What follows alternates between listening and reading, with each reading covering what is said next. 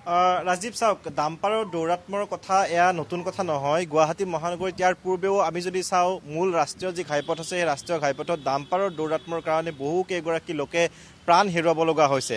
আৰু শেহতীয়াভাৱে গুৱাহাটী মহানগৰীৰ ভিতৰ ভাগত দেখিবলৈ পোৱা গৈছে ডাম্পাৰৰ দৌৰাত্ম বাঢ়িছে।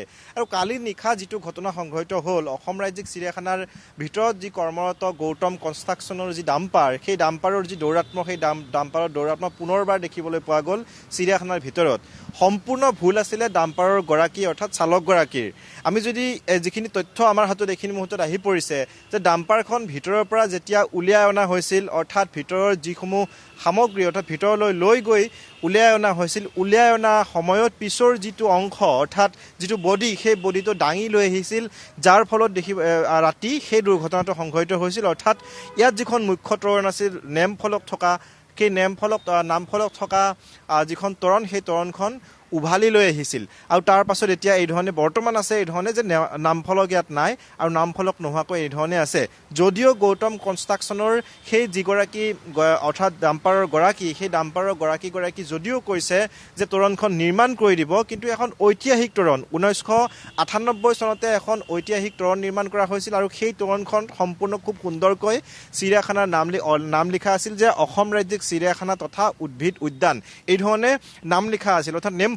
কিন্তু সেই নেমফলকখন এতিয়া নাই। গতিকে এই ধৰণে ডাম্পাৰৰ দৌৰাত্ম এয়াই প্ৰথম নহয় যে গুৱাহাটী মহানগৰীৰ মাজমজিয়াতো এতিয়া দেখিবলৈ পোৱা গৈছে ডাম্পাৰৰ দৌৰাত্ম।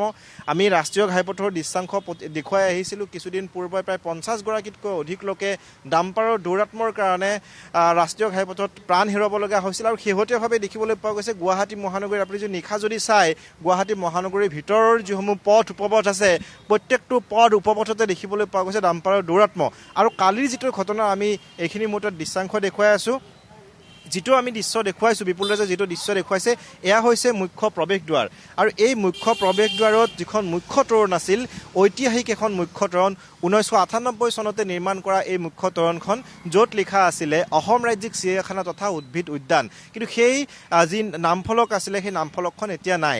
তেওঁলোকে এসপ্তাহ সময় লৈছে, এসপ্তাহৰ ভিতৰত তেওঁলোকে নিৰ্মাণ কৰি দিম বুলি কৈছে। কিন্তু কথাটো হ'ল, কালি নিশা যিটো ঘটনা সংঘটিত হ'ল, সেই ঘটনাটোৰ পাছত চিৰিয়াখানা কৰ্তৃপক্ষৰ মানুহ, কাৰণ নিশাৰ যি কৰ্তব্য, সেই কৰ্তব্যত চিৰিয়াখানাৰ যথেষ্ট ছিকিউৰিটিয়েই হওক বা অন্যান্য লোক নিশাৰ কৰ্মৰত হৈ থাকে, কিন্তু তেওঁলোকে ৰাতি এবাৰো ওলাই নাহিলে, অৰ্থাৎ তেওঁলোকৰ গায়ে নলৰিল। এই ধৰণৰ এটা ঘটনা সংঘটিত হৈ গ'ল, দুৰ্ঘটনা হৈ গ'ল, কিন্তু তেওঁলোকৰ কোনো ধৰণৰ গা নলৰিলে।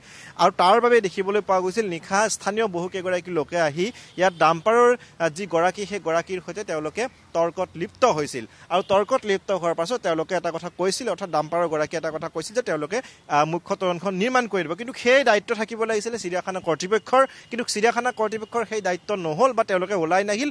নিশা কৰ্তব্যত থকা যিকেইগৰাকী ব্যক্তি, সেই ব্যক্তিকেইগৰাকী ওলাই নাহিল। অৰ্থাৎ চিৰিয়াখানাখনত, আমি যদি চিৰিয়াখানাখনৰ ভিতৰৰ পৰিৱেশটো চাওঁ, ভিতৰৰ পৰিৱেশটো একেবাৰে ফপলাস্বৰূপ হৈ গৈছে। যে চিৰিয়াখানাৰ পৰা আম্বানী চিৰিয়াখানালৈ 50টাতকৈ অধিক জীৱ জন্তু নিয়া হ'ল। সেই জীৱ জন্তুসমূহ নিয়াৰ পিছত আম্বানীৰ চিৰিয়াখানাৰ পৰা যিখিনি জীৱ জন্তু ইয়ালৈ আনিব লাগে, সেইখিনি জীৱ জন্তু ইয়ালৈকে অনা নহ'ল। গতিকে চিৰিয়াখানাখনত যে উন্নয়নৰ নামত যে এটা ফুটুকাৰ ফেন হৈছে চিৰিয়াখানাত, সেয়া পৰিস্ফুট হৈ পৰিছে।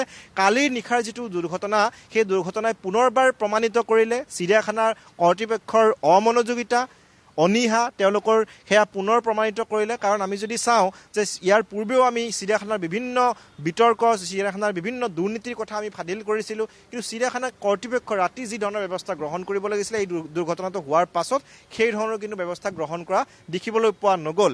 কেৱল স্থানীয় লোকসকল, যিসকল স্থানীয় লোক আছিল, সেই লোকসকলৰ তৰ্কাতৰ্কিত লিপ্ত হোৱাৰ পাছত যিগৰাকী ডাম্পাৰৰ গৰাকী আছিল, সেই গৰাকী এটা কথা স্পষ্টকৈ ইয়াত তেওঁ কৈ গৈছে যে এসপ্তাহৰ ভিতৰত যিখন মুখ্য তোৰণ, সেই মুখ্য তোৰণখন নিৰ্মাণ কৰি দিব। কিন্তু যিটো ঐতিহ্য আছিলে চিৰিয়াখানাৰ, সেই মুখ্য তোৰণখন সকলোৰে চিনাকি, ৰাজপথেৰে যি লোকেই যায় মুখ্য তোৰণখন দেখি যায়, সকলোৰে এটা আৱেগ আছে চিৰিয়াখানাখনৰ প্ৰতি।